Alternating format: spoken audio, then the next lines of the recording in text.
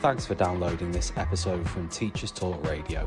You can find the full schedule and listen back to all our shows at ttradio.org. Enjoy the podcast.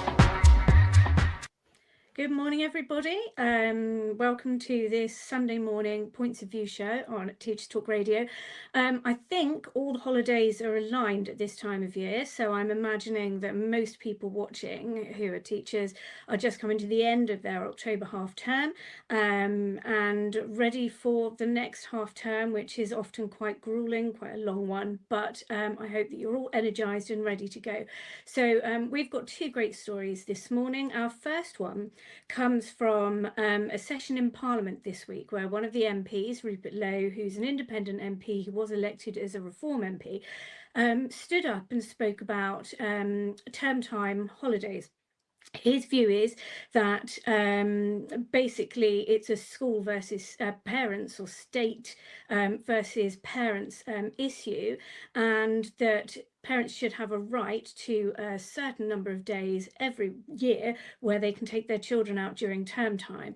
He spoke about various other things, about inset days, and I think he made a sort of a vague reference to COVID as well. So I was really interested in this topic. Obviously, being in politics anyway, I'm interested to see what your point of view is, because obviously we hear a lot from parents that they believe this, they feel that it's worth the fines and things, but from a school perspective, how harmful is it, is the question. So whoever's ready to start. Well, I'm happy to start in the absence of anyone else, but quite simply, it's utter nonsense. I'll be quite clear about this, Lucy, and the DfE were quite clear about it in their response. I mean, first of all, while it isn't relevant to the argument in and of itself, let's be clear. Rupert Lowe is on record as saying that teachers are foisting, a hidden agenda. They're foisting a political agenda on young people, and he is quite clearly, therefore, publicly, holding himself up as being anti-teachers. So there's an agenda here in what he was saying, which is quite different to the one that many people who think of this topic will be thinking. So I think that's got to be out there, because he has said that. It's a matter of the public record, so it's not controversial to say it. But the evidence base is absolutely crystal clear. The most disadvantaged young people are the ones that would lose from this. It would damage the very people who need school most. To take, one bit of evidence, if you miss 10 days of school, then at GCSE, you are 50%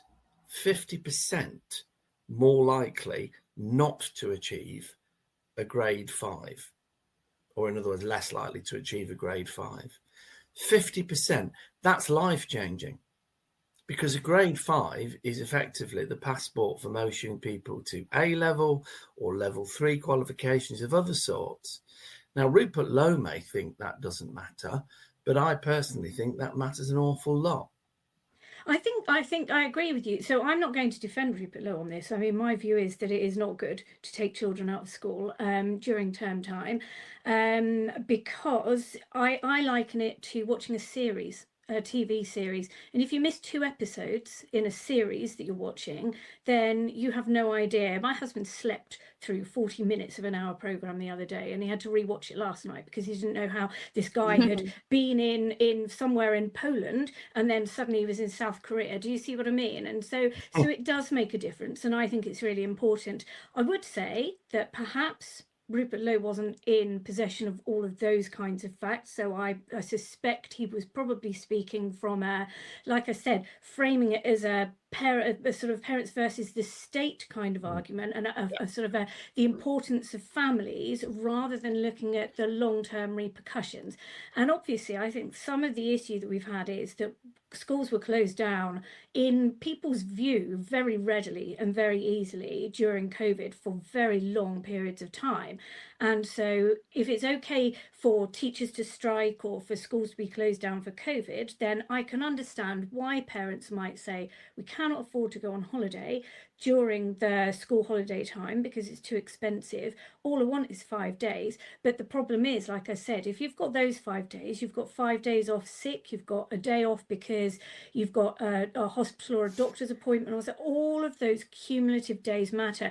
And whilst you can more catch up in primary, it very much in reception and year 1 and 2, because lots of things are repeated and it's sort of, it's repeated learning to a certain extent. And I'm sure primary schools will have something to say on that, and I'm probably completely wrong, but I would have thought it's less harmful than by the time you get to secondary school, where that topic is covered once during your GCSE period and then revised months later, and that's it. And if you miss it, you miss it.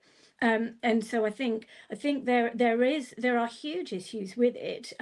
He also mentioned about inset days and how they should be taken during holidays, but they are taken during holidays. Yeah, so that's a week of holidays that they don't put in a chunk. They instead take a day here and a day there, and that allows for learning, development, for review, for new ideas to come in during the year to cope with the things that are cropping up during that year. So I mean, we've got Paul Foz Toffee Bluecast, who is saying, if the cost of holidays were reasonable, why would people be calling for the right to take children out in term time? I'm sorry, because I'm going to go on, and I know other people want to speak, and I'll be really quiet after that. But I have a friend who has one Airbnb that she lets out on her farm, and that's to supplement her income. And she said, we don't hike the prices during the holidays.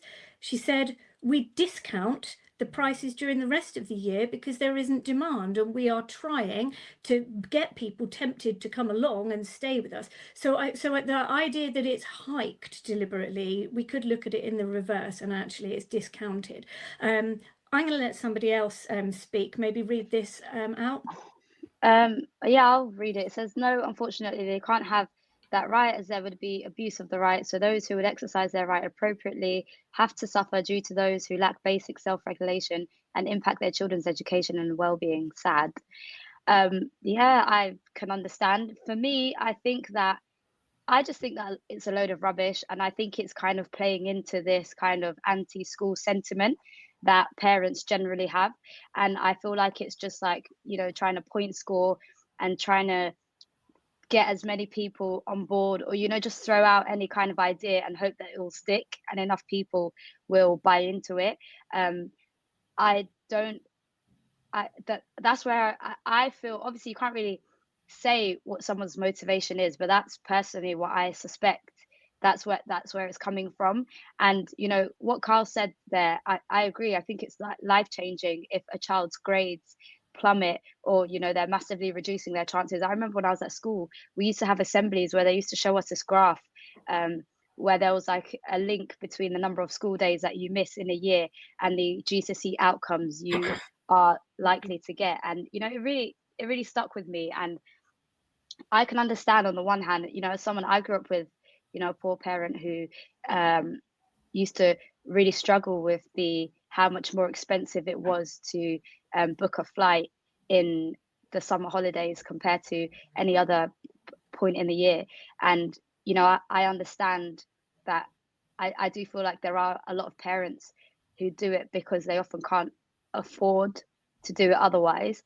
But I do feel like for Rupert Lowe, I just feel like it comes from anti-schools. There just isn't enough respect for schools, and for that reason, that's why I'm just completely against it. I think that schools should be something that is respected. It should be something that's a priority. I just don't understand why anybody wouldn't want their kids to leave school with the best possible outcomes.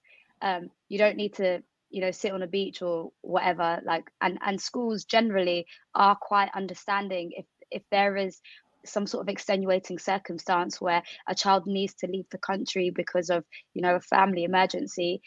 I mean, as far as I've seen, schools are very reasonable when it comes to things like that. So comparing your education, which you only get one chance at, to a holiday that you'll have an indefinite amount of time to go to after your school years, which are a really critical window, I just feel like it's unfair. But I would say I do think I mean, Lucy, I'd never thought of it how you just explained about the Airbnb, No. but I do find it really annoying how much more expensive tickets are in school holidays for families, you know, children, even teachers or school staff. Yeah.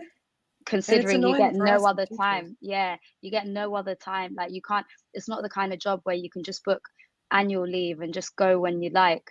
Like my brother's currently on holiday because he's got annual leave, and you know, that's not something we can do. So I mean, not so much. I feel like I wish it was more an argument about could teachers get some sort of discounts or so. You know how like the NHS has a blue light card? Like it'd be nice if teachers could have, you know, some sort of equivalent for holidays, or just for holidays specifically, because you can in teaching get the blue light card now, I believe. Yeah. But yeah, I just, for me, when I saw that, I just thought, yeah, anti-schools. I'll just read what that says. It says it's quite surprising that we face these same problems here in Ghana. These same parents come back to blame the school for their children's decline in performance. Yeah, I think I can imagine. Like I remember last year, one of my senior leadership responsibilities was attendance at my old school, and the drop in attendance that week before half term, I'd obviously never noticed it before because I would have just taught, you know, like a small sample of the children in the wider school. But because I was actually actively monitoring attendance, I mean, I feel like I always expected it for longer holidays like Christmas and especially summer, but I didn't actually realize how many kids just disappear because they've decided to go away for that last week of term. And yeah, I can imagine that irrespective of what parents decide, they probably will take an issue with the school if they're I feel like people very much see their child's performance as linked to their perceived quality of teaching or teachers and nothing else. Like I do genuinely think that a lot of the time. So I think it's probably the same issue everywhere, but I do also just think if people valued education, respected it as, you know, one of the most important and beneficial things in their life, I don't think it'd even be a question. No, and that's one of my main issues. I've got two issues with this that infuriate me every time this is brought up. Apart from the fact that I don't really want to listen to anything that particular MP was saying. Carl said he's got it out for teachers, so I don't actually care what comes out of his mouth. But the issue itself, number one, how can you not, as a parent, want your child to have the best possible future opportunities? And how can you not realize how important it is for them to be in school? And how can you put spending 5 days in some seaside town is more important? Like it blows my mind. And I understand, like there are arguments for, like there's so many enriching things you can do with your kids on holiday. There's so many valuable life experiences that you can have. But then we get into that conversation of who gets to be the judge of that, and our middle class standards of like, well, you're going to Barcelona for the week, that's fine, but you're going to stay in a caravan by the sea, so no, you're not going, like that. We can't play that game. So it's a risky one. So how can you not want your kid to be in school? And secondly, all of this vitriol directed against teachers, as if we make these decisions ourselves, firstly. And secondly, we face the exact same problems. I can't go half the places I want to go because the flights are too expensive on my holiday. As Yasmin said, we cannot book leave whenever we want it. I've had to not go to my friends' weddings because they were during term time and I couldn't get the time off. We have the exact same problems. And I don't get to just swan off to Malaga whenever I feel like it because I want to go this week and it's cheaper. We don't have the option to do that. This is the whole system, and we're as affected. I would say more affected because I'm an adult and I should be able to go on holiday when I want to. I'd say we're more affected by the price hikes and the unfairness of it than the kids are. Like we're on the same side here. This problem, this financial problem of term time holidays affects all of us, and it angers all of us as well, and it's not fair. So to pit us against families when we are literally in the exact same position is ridiculous and offensive. So it absolutely enrages me because I would like to go on holiday too, but guess what? I have a job and I signed a contract, and your child also, their job is to go to school. And you agreed when you went to that school to send them to school. This show is brought to you in partnership with Hachette Learning, publishers of professional development books and resources that support great teaching and learning in schools around the world. Level up your professional development today and visit hachetlearning.com to explore the full range of titles. Teachers, have you heard of Bet UK 2026? It's the world's biggest education and technology event, and it's completely free for educators. From keynote speakers and panel sessions to CPD accredited workshops and networking, Bet UK 2026 is where educators from across the globe come together to share ideas, spark inspiration, and find solutions that fuel our mission to drive better education globally. Get your free ticket today at betshow.com. You sign a contract too. Absolutely. Yasmin, can I get you to hold your thought for 1 second, Of just while course I you talk about Hachette Learning? So this show is brought to you in partnership with Hachette Learning, publishers of professional development books and resources that support great teaching and learning in schools around the world.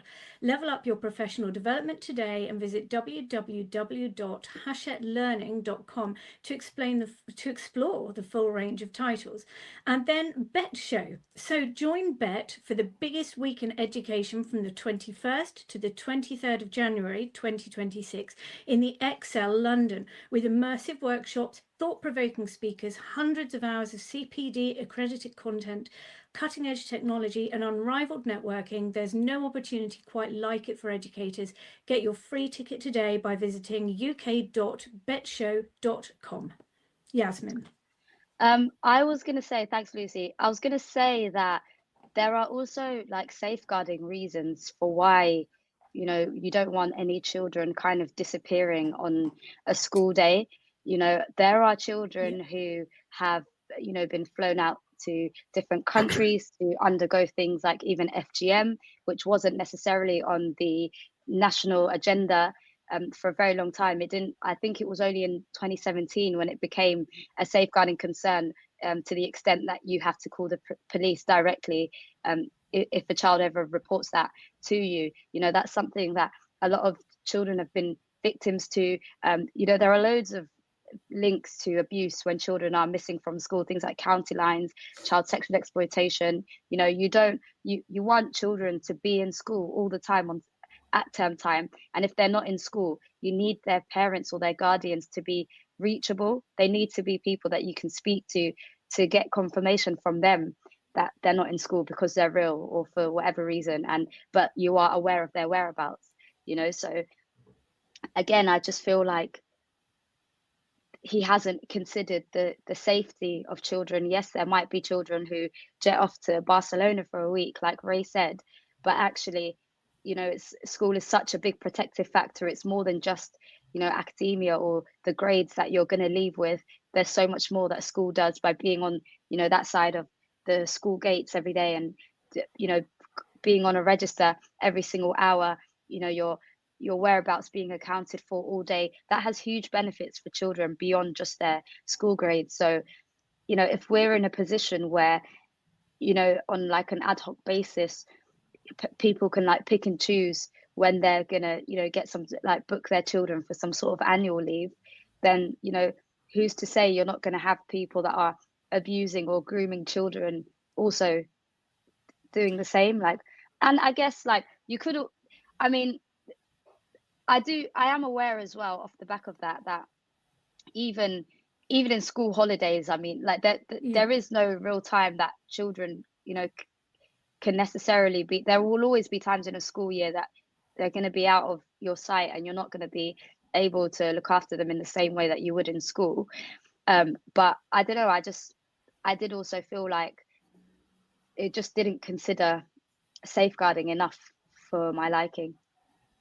I think children have always been at risk of various forms of trouble during holiday periods. The trouble has changed, like you say. County lines and things like that are absolutely terrible. It's not like scrumping apples in Mr. Doyle's orchard or something like in the old days, But kids have always had that sort of more higher risk in the holidays of getting themselves into some kind of trouble or not, and that is a job of parenting as well. And societally, we are in a situation, I think, where I don't think think it's a problem to raise the question of parenting and how we've got a tranche of parents who are abdicating their responsibility, a state that's very willing, it would seem, to pick up a lot of those responsibilities and endorse them as something that's far better than the parents can do. And so I understand the premise of an argument, and I know what we've said about the MP, and I didn't want this to be a story about them per se. Actually, what I wanted to do is just to bring this up as a story, because it hasn't come up. I've not seen it in the months I've been doing this. I've not seen it come up, and yet I see it sort of spoken about all the time, particularly in the run up to the summer, where people start to look at those holiday prices and realize they can't go. So I didn't want it to be about that. And he is representing, all MPs represent constituents who will approach them and say, this is awful, we haven't been on a holiday. Now, we didn't go on holiday for most of the time when our children were small, right up until our eldest was about 16, really, because we just couldn't afford it. It was expensive. And we chose that. We made choices that gave us a big mortgage and things like that. So I'm not also saying that life is unfair. That's just a decision that we made. And for other people, that's not the decision. That is just their life. But what I would say is that when my husband, so he was in the Navy and he was at sea for quite a few years, and there were 2 occasions where we were given permission to take our children out of school the week that he came back from, we're talking 6 months and an 8-month deployment, to be able to spend time together as a family. Actually, it wasn't always the best idea in some ways. We'd have been better off having a few weeks living, just getting back to used to each other, if you see what I mean, in our normal setting. But there are times when those things are seen, when that family need is seen as important. And like Yasmin said, you know, if you've got a family funeral and it might be overseas or something like that, then that's understandable. But I mean, overall, I just think the principle of it, you know, even when you choose to be a teacher, you know, when you go into education, I am going to get some good holidays here, but I am going to work uber hard during the periods when I am at work, and I will not be able to take time off during that. We have to remember there are teachers who can't get their boilers fixed until the half term and things, because they can't take the time off to be there to let the people in and you know, supervise their dogs or whatever. So there are all kinds of problems associated with teaching, and those are some of the issues. And teachers have children too, and they would like to take their children on holiday when it's cheaper and they can't. So, you know, there's a range of issues, but the fundamental point for me is that it really does. I think people underestimate the issue with missing that just a week of school, and how many, when you're doing 7 or 8 different subjects and you've missed something in each of those, like maybe a big part of each of those, that really can hold you back and leave you at a disadvantage when you return, and everyone else knows it and you don't. So, and we spoke about AI catching up, didn't we, a couple of weeks ago? Could AI catch students up? And we all, I think overall, said that that was not the answer. But there isn't teacher time as well. So it's not teachers just trying to take over. This is, you know, the role of a teacher is to teach the children, and if they can't do that, then it's a shame. And I mean, your repeat your statistic, Carl. What did you say? Okay, so this is, there's an equivalent one for achieving the expected standard. I've just had a motorbike there going past somebody. There's an equivalent for primary school statistics, but basically at secondary school, if a child misses 10 days or more of their education in a year, then they are 50% less likely to get a grade 5 in English and maths. 50%. Now, that's not just it's not just a marginal amount. It's a huge amount. And that is career changing, and it is life changing. I mean, I think, and I know this isn't about Rupert Lowe and about the politics of it, but I think we do have to bear in mind that he was made an independent MP or he became an independent MP in April, I think, certainly late spring. He will be very much thinking, how do I stoke up debate and get certain people on my side, because he's not going to party behind him, and at the next election that's going to be a problem for him. So he's probably doing this certainly with partly, I mean, I don't know, but I would have think think partly that in mind. He's almost stirring debate deliberately. And I don't think we should play up to it. And I think we absolutely, at the moment, must stand behind the most vulnerable children, because school is a protective factor.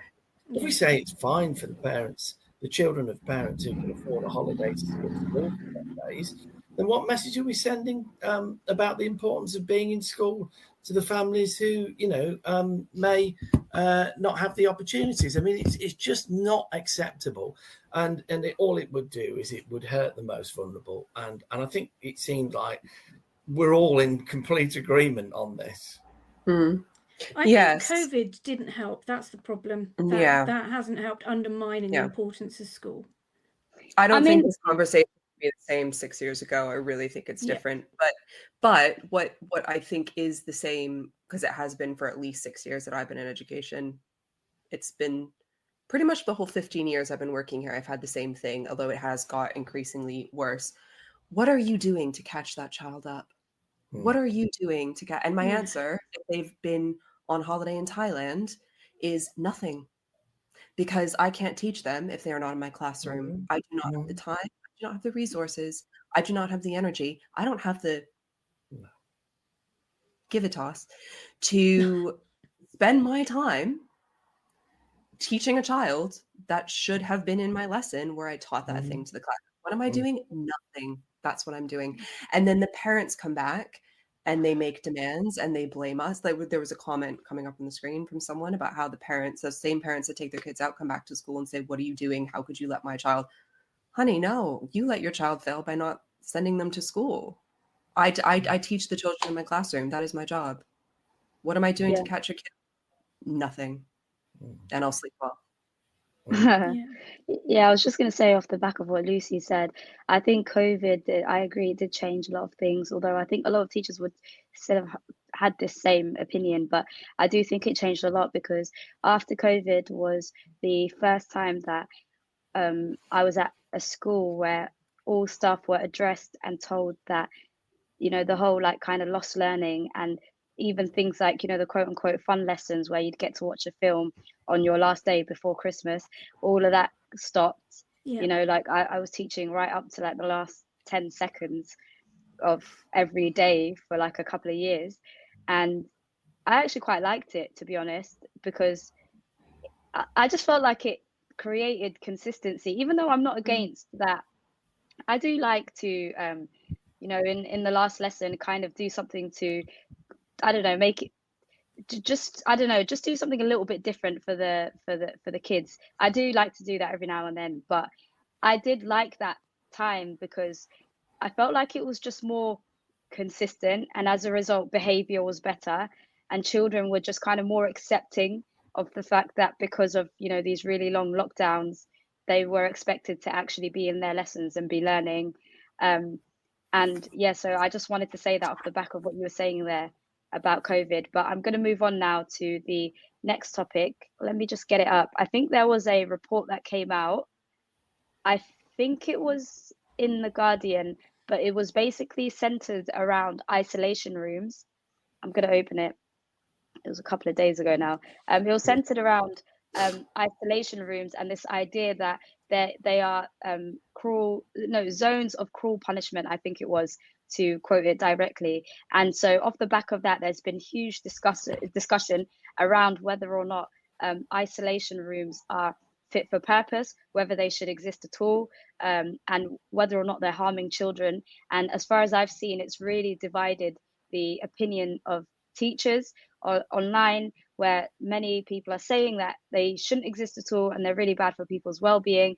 And then there are other people who are saying that they're absolutely necessary for schools, and they're an important way to enforce rules, and that one child shouldn't be prioritized over every other child in the class, and that teachers need it. It needs to be an option for teachers to remove a disruptive pupil or a pupil who just isn't following instructions for whatever reason. So anyone want to start? Okay, can I start with this? Because I think there's a huge misunderstanding with what isolation rooms are in the vast majority of schools. I have never visited a school, I have never worked in a school that has isolation booths where you're in some sort of sensory deprivation chamber and you can't see anyone. Every isolation room I've ever seen is a classroom or a smaller version or sometimes a bigger version. And there are desks like there are in a classroom. And sometimes they've got blocks, sometimes they're facing the wall, but you could have 30, 40 kids in there. You get some rooms, you could have 10. It depends on the size of the school and the rooming available. But it's just another room with desks in where kids go when they're disrupting a lesson. So I'm not denying that isolation booths as you imagine them with the, some sort of thing blocking. I'm not denying that those exist in some schools. I'm sure they absolutely do. I've never experienced them, but in the schools I've been in where you have a separate room where you take the disruptors or young people who are currently being disruptive, then it's just a normal classroom, and calling them isolation rooms is incredibly misleading and sounds like makes people think horrifying things that are absolutely not the case. And the second thing about that, we have one in my current school. It was not being used properly until this year. It is now being used properly. And I think it's 93% of the staff in the recent poll said that behavior has improved. I personally feel like I can actually teach for the first time. I know that I'm supported. I know that I will be supported if I have to, as a last resort, remove a child from the room because they are not doing what they need to do and they're disrupting people. I feel for the first time in a long time like I can actually do my job and teach students, and 29 students are not missing out because of one or two. And it has been revolutionary. I said to a deputy head teacher a few weeks ago that my need to leave this career no longer feels urgent because I feel like I can go with this. The kids know that the rules are being enforced. They know that if they're kicking off and preventing the class from learning and acting a fool and being a clown, they know that when I click a button, somebody will actually come and collect them. They will actually be taken to that room, and it's not going to be party time. They actually will have to sit down and do something. It's like sending your child to the bedroom, isn't it? Yeah. And no one's suffering. It's not a torture chamber. They're not alone with no human contact for 23 hours a day. This is not prison. It is just a room where they go and reset and reflect on what they've done. And most importantly, the other 29 students in my class can actually get on with their learning, and I don't want to walk out the gate. Yeah. I mean, I think you're absolutely right, Rae. And, the vast majority of teachers would agree with that. I think largely these debates are driven by people who, with the best will in the world, are not teachers, don't have to face the day-to-day reality of working, managing, a class of 30 or however many classes they teach. But what you would get if and I don't think there's any chance of it happening, by the way, but what you would get if there was some kind of legislation to prohibit isolation booths is you would get a huge increase in school suspensions, because the only alternative as a head teacher when you have a highly disruptive pupil to an isolation room or similar system where you take that child out of the place where they're disrupting the learning of others, the only other option that you are left with usually is then suspension. So I know people will talk about restorative approaches and they'll talk about all sorts of more sort of emotionally based psychological approaches to, and of course schools do all of those. They already do all of those. I mean, some do them better than others, of course they do, but they do all of those. It's not like there is an absence of those or it's an either or. They're done a lot. But the simple truth is that if a child is disrupting a class or classes and is willfully and deliberately doing it, then those other 29 children or however many it is will lose out. And so you only have two alternatives. You remove them from the place where they're doing that harm, or you allow them to continue to do that harm. If you remove them, you then have two further choices in the immediate term. Either you put them in an area where they're supervised by education professionals who can work with them, who can perhaps address the issues that have driven their behavior in the first place, or you can suspend them. So if you didn't have isolation rooms, then you would have a huge increase in suspensions. And I don't think anybody wants that. Yeah, I think that's fair enough. I mean, I note that some of the quotes from the experts that were quoted in the article. So you had a Professor Neil Humphrey who said, we need investment in positive behaviour support, restorative approaches and better mental health provision, strategies that keep children connected to their learning and their school community.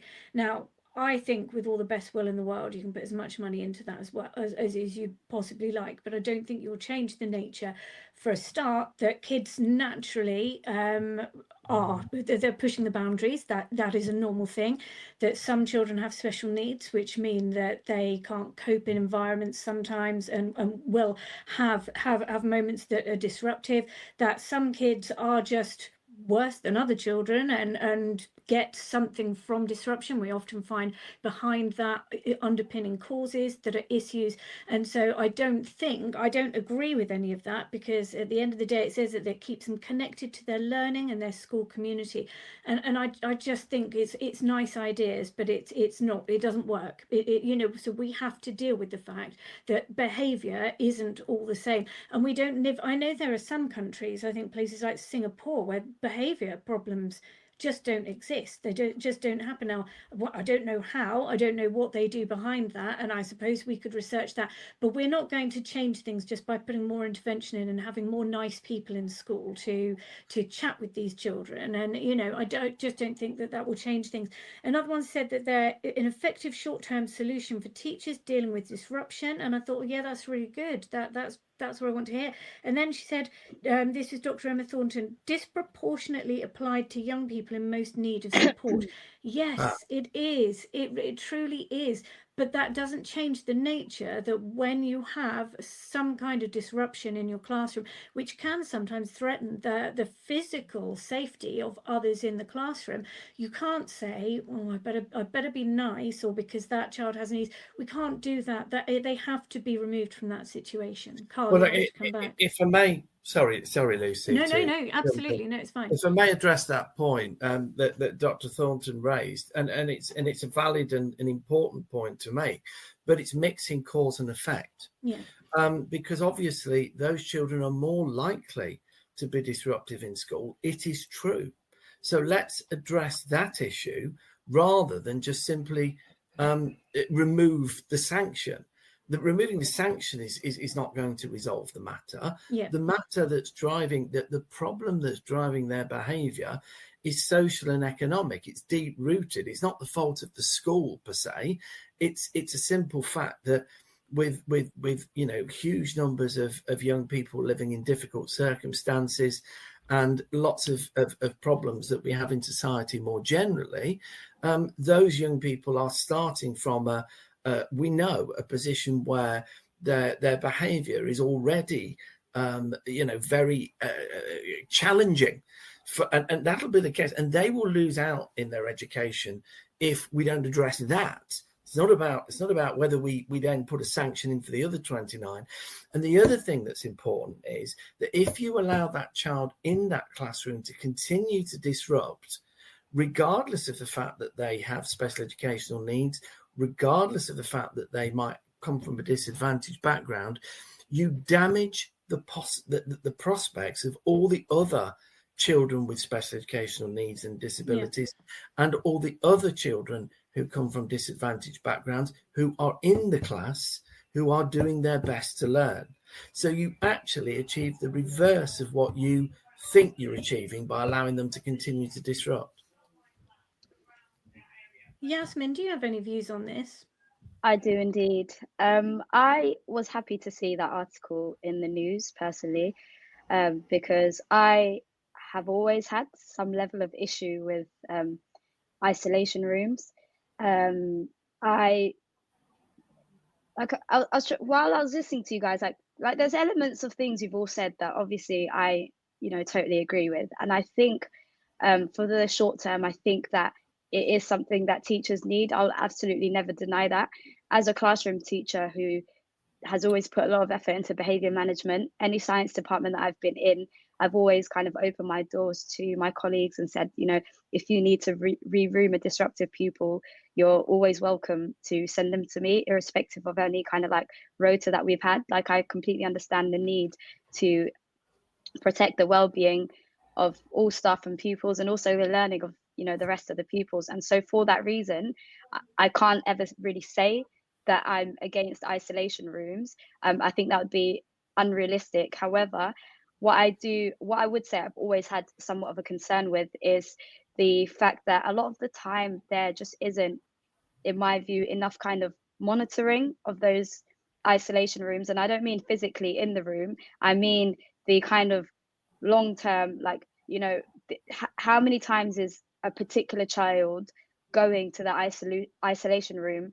I've had an issue with, you know, just before this, we were talking about, you know, we were all in agreement that we're against children missing any kind of, you know, learning, but by taking holidays. And this isn't like me trying to dunk on anyone. Like, as I said, I agree with, you know, elements of something you've each said. But for me, I just think, what I think about a lot is sometimes you could be at school, but also somewhat be excluded from school, if that makes sense. Like, you're not learning. And I just have an issue with how many times is a particular child going. So Lucy, the quote that you were just reading out, I really like that, because I do feel like there often isn't really a follow-up. Like, there's a lot of reactionary behavior management strategies where, you know, children might start on a subject report, or, you know, like a pastoral report, and then, you know, it might be escalated to a meeting, or there's just loads and loads of things. But like, at no point do some children ever really get taught how to like manage or regulate their behavior. They're just expected to learn it through the sanction system that a particular school has. And for me, I just feel like there's a lot more room. Like Carl was just talking about the social and economic deprivation, and how that could, you know, feed into challenging behavior. And I don't disagree with that at all. But for me, the question it raises is, then shouldn't we be putting more effort into trying to teach those children who might not have learned, you know, certain behavior management or regulation strategies? I just don't think there is anything to learn from isolation. I will, however, say I've always felt like behavior is on like a bell curve, where, you know, the overwhelming majority of pupils will fall into the middle. You know, they will follow instructions, they'll do as they're told. And I feel like for those kind of children, and, you know, one trip to isolation might be really effective, because, you know, they're likely to go there and think, oh, I haven't really enjoyed this today. I've, you know, spent lunchtime, break and lunch on my own. I haven't seen my friends all day. I haven't been in lessons. You know, I'm not going to do what I did again. You know, I think it's also really useful for times when there's, you know, like a fight in school, to be able to kind of remove pupils, and whilst you're investigating, or when you have investigated, you know, to separate children. Or I think there are loads of times where isolation, or going to like, I think a lot of schools have some sort of variation of like what they refer to as some sort of either internal exclusion room, or like a behavior room, or like a reset room, depending on the school. But I think every school has somewhat of a similar thing. I know, Rae, that you were saying you've never seen a school with isolation booths. I actually went to a school that had those when I was there, and like, I'm still in touch with, I'd never been there ever. I had no like level of, I mean, I'd seen it. How it started was, I think my school was quite like, the school I went to, I feel like was somewhat ahead of its time with these things.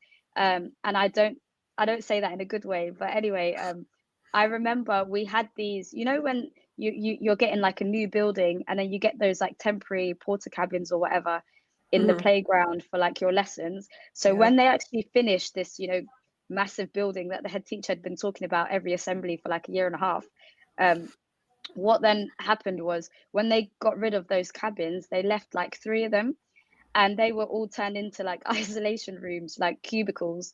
So I think one of them was a classroom with desks, and the other 2 were like cubicles. I still have friends I went to school with who spent a lot of time there, and, you know, some of them still talk about the impact that it had on them. So again, another concern that I have is, even though I do feel like they've overwhelmingly disappeared, and it is now, as you described, Rae, often, like, I've been to loads and loads of schools to visit, or for different reasons, and I've worked at different schools.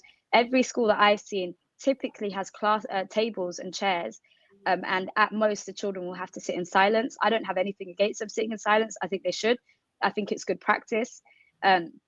I understand it's part of the sanction. It's so that, you know, children can focus on their independent study. Like, there's loads of reasons for it. But again, like, I think there's so much variation, and I just feel like there are a lot of children falling through gaps, and they're almost excluded from education anyway. They're not really learning, but they're marked as present at school. And so for me, I just think there are loads and loads of positive behavior and regulation strategies that children can be taught.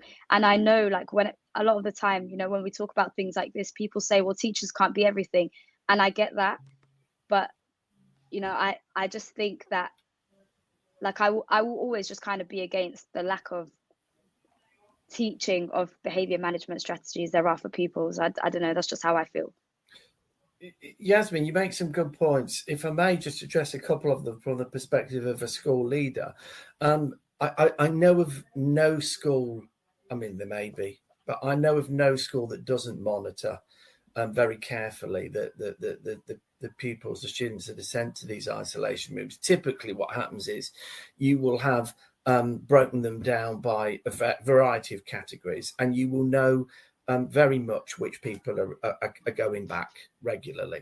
And you're absolutely right. For the small minority of students or young people who go back repeatedly, then the system isn't enough. There needs to be a bigger solution. Teaching people how to behave is one of the hardest things to do when they have learned and become ingrained in behaving and thinking in a certain way. That's when your educational psychologists, that's when your social workers, that's when your alternative provision, that's when your counsellors, that's the work that they all have to do. And it's critical work, and it's really hard. And it's not easy to affect change. It really isn't. But it is important work. Of course it is.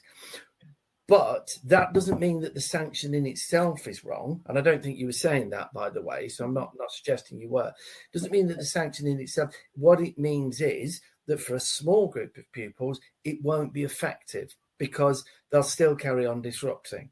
So they then have to have much greater levels of intervention. But I'll be honest, I think most schools are very, very aware of it, and they do it a lot.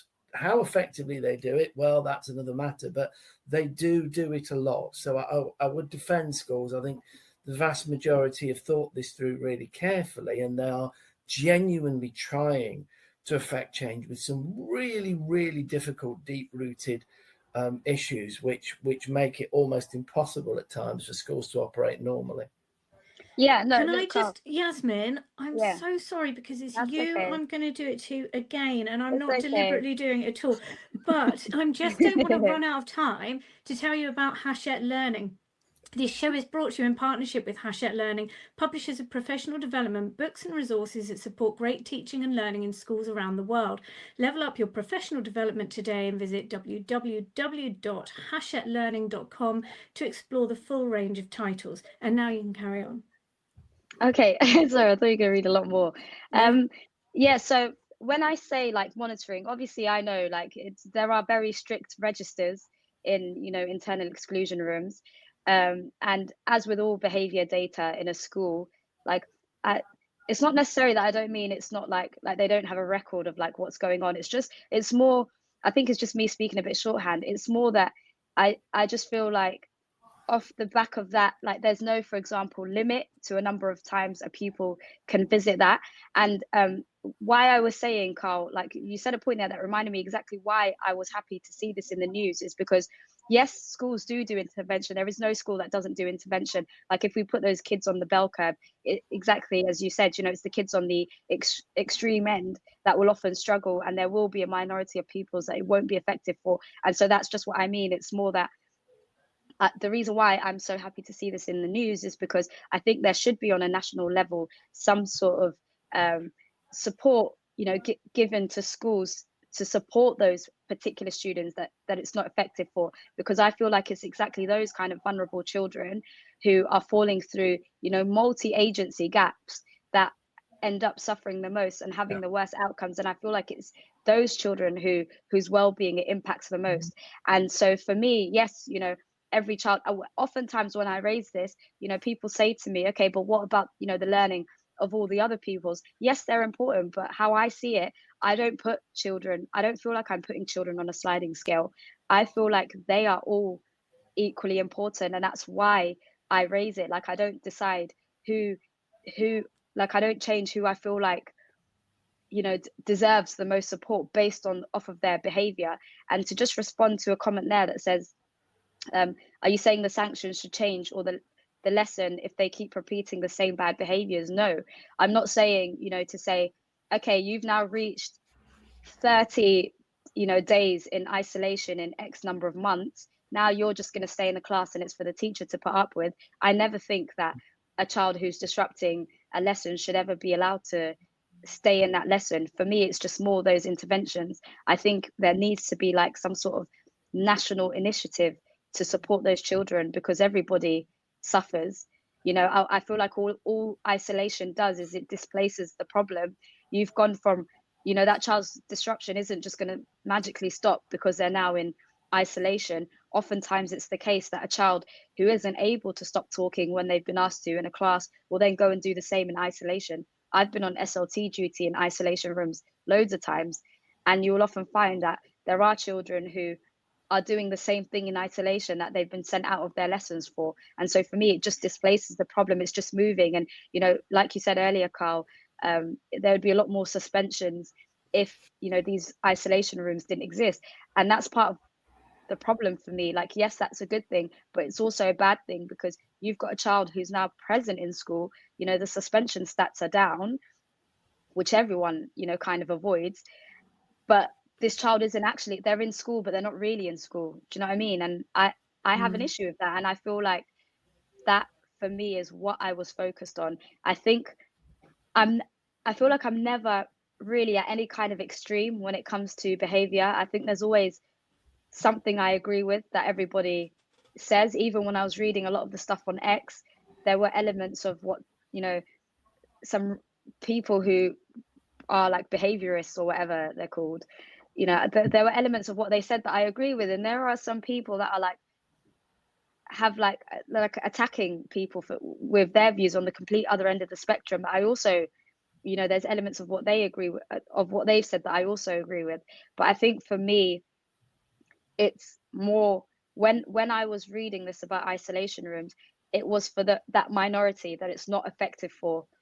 And so that's why I'm ever like hardly for or against completely getting rid of something, because, you know, like I said earlier, I think it's really effective for the overwhelming majority of pupils. And I think the way that school is currently set up, like schools need them at present, but when you know that it's not effective for a child, what are you doing? Like, I feel like there needs to be more accountability for that, because you've just got them present at school, but they're not really learning. Like, what child in a room on their own is gonna learn from a textbook and actually be able to keep up with their class? That they won't be. Yeah, I think I agree. I think you're saying there needs to be more to it, that we need isolation, we need to remove children from those situations in order to help the classroom. But that if you continue to do that, if that becomes their experience of school, then they may as well not be in school at all. So what are we doing? And that's where that investment perhaps in that further support and things comes in. Rae, did you have anything more to say before we close up? Just that I've seen that happen as well. You know, you have these kids that come in, and I mean, I'm thinking of one particular student of mine. I see him maybe 40% of the time in my lessons, and then he's missing out on stuff, and then he doesn't know things, and then comes in and he's confused, and he probably thinks like, well, what's the point in this, because I don't know it anyway, and I missed it, and I can't catch up. And then why would he try? Why would he, in his brain, the kind of person that he is, why would he try? I get where he's coming from. Sorry guys, sorry to interrupt you, Rae. Sorry, I just seen Tom's other comment. Restorative combo instead, he's commented. Look, sorry, I was just laughing at that. I just saw it now. Look, I love restorative conversations, but I will give you an anecdote, okay, about what I kind of mean. Like I know what you're saying, Carl, about teaching behavior is really difficult. I understand, but I feel like as teachers, we already do loads of difficult things. Like as part of SMSE and PSHE, there are times as a form tutor, I've had to like help children or discuss really sensitive and difficult, grey area topics. And as a union rep, time and time again, I've had teachers come up to me and say, I don't really feel comfortable, or I don't feel like I have enough training to talk about that. And so for me, I feel like it's possible. I feel like it's possible. And to just quickly share an anecdote, there was a time when I taught this year 7 class years ago. Like I was at this school that was really nice. I had this year 7 class where there was this pupil where from his first day, he was so disruptive. And it was kind of like a disruption that I'd never really encountered before. So what he'd do things like, I remember on the first lesson I was just teaching math skills, like it was introduction to science. It was, I think, during COVID, so we weren't really in a science lab. So I had to think of like a creative way to teach them. And I thought, you know what, I'll teach you how to make like bar charts. And so I said, you know what, go around and introduce yourself to everyone in the class and share your birthday month and go like tally that up, and then I'll teach you how to put that in a bar graph. So we made our bar graph and all the kids were like proud of it, whatever. And just as they finished, there was a kid who was like, I lied, I'm not actually born in December, I'm born in February. And all the kids start whining like, oh, like my bar graph is ruined. And I just thought that is like really odd. But like I didn't see it as like disruption at first, but it got worse and worse. It just kept escalating and escalating to the point where he'd always show up late to lesson. He'd just not follow instructions, and it's almost as if all the kids were like watching. And I feel like when you've got a kid like that, it's often the case that they ended up as a teacher, you kind of put them at the front so that you can keep a closer eye on them or help them settle in. And so it's almost like you've now got an audience where all the kids are now watching, what is she going to do? And that can make it a lot more difficult. Anyway, what I basically made for him was this, I made like a personalized to-do list for him, where I literally just wrote a bunch of instructions in the first person, and I linked it to like the school behavior policy. So we were meant to be logging like achievement points and behavior points at a ratio of like 10-1. And I feel like Tom's going to get really angry if he hears this. And I did like have somewhat of an issue with it, because I feel like you can't really plan for things like that. But for like every negative behavior point we logged, we were meant to have logged at least 10 positive ones. But anyway, what I did is I linked it to the like behavior system, so like using the school language. And so what I do is at the door, I just give him a sheet. Like I used to print a lot of those to-do lists out for him, and he'd just have to tick it off. And it was just very literal things like, I will come inside and I will take off my bag and coat. I will write the date and title and I will underline it. And he just had to tick it as he did it. And so what I did is towards the bottom, so I put some in green, and then at the bottom, I put all the things I wanted him to avoid. So instead of escalate him through the behavior system, what I'd instead do is if he called out, or if he, like, there were just certain things if he was to do, I would like cancel the positive achievement points that he'd earned further up on the to-do list. And it was really effective. Like he was able to kind of correct his behavior, manage it. And eventually I kind of just integrated him. He used to sit at the end of my desk. And after a while, after about a term, I just integrated him into the rest of the class. And I even said, so-and-so's made it out. He's graduated from Naughty Corner. Can we give him a round of applause? And, all the kids were like laughing, and he was really happy. And he did really well. He got a grade 9 at the end of year 7, and I never had to send him out. And, I've also had times where no matter what I've tried with a child, it's just not worked, and I've had to send them out. So like, I'm not saying, that there are magical fixes to every child's issues. And I'm also not saying that as a teacher, you're always going to find the time to do things like this. But I do think there is a lot of room to help and train teachers on how to support their children with positive behavior management, as opposed to just an escalation, because I don't think that leaves teachers any happier either. It's not just the kids. No, and of course that's right. And I mean, you can look at the work, for example, that Tom Bennett's done, Tom Sherrington's done. You can look at the work that Sam Strickland's done. You can think about Paul Dix, because they've all been very, involved in the debates over the last few years about all these issues. But one thing is plain: if you have chaos, everybody loses. The most vulnerable children, the teachers, and the other children. Everybody loses. So the answer to the problems is not to allow chaos to continue. I like that. I agree. I think that has to be a good way to end this show. Sorry, Tom's comments. Sorry. I just have No, you're good. Tom's comments are actually killing me. What did he say? He said, I'm angry, but I'm not on screen to be angry. And he said, need to wrap up soon, then me and Yasmin can have a restorative chat. Sorry, I just had to read these. Sorry. Yeah, sorry, Lucy, I didn't mean to interrupt you. No, not at all. No, I'd seen the bit where he said we need to wrap up soon, and so I thought I would be good, because as a former naughty child at school, I'm now a well-behaved adult and I do as I'm told. Is it because of isolation? Sorry. Well, I had yes. I don't want to be in that. But actually, I'd love to be in an isolation booth all day. Wouldn't that be a nice thing? Please, just give me a book. Yes. I think it's called working at home, isn't it? Very much so. But look, thank you very much, everybody. It's been a really good show. So good to see you all. Okay. Take care. Thanks, everyone. Bye. Bye.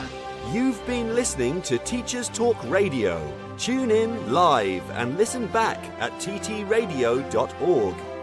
We look forward to hearing from you next time on Teachers Talk Radio.